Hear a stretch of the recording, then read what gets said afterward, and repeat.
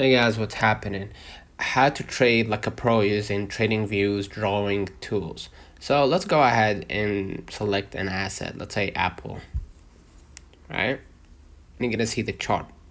Okay, let's go ahead and let's say, yeah, let's go ahead to this chart. All right. Now, what I'm gonna do first, in order to trade like a pro, you need to identify the trend lines, right? Identify support and resistance by drawing precise trend lines.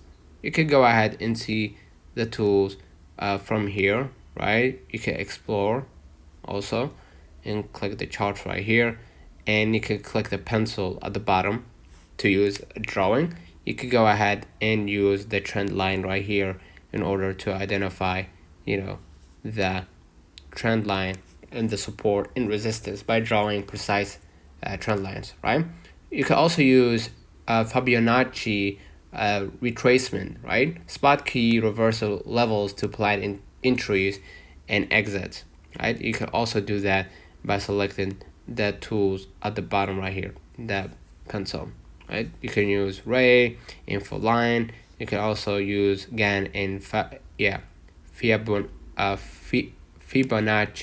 okay?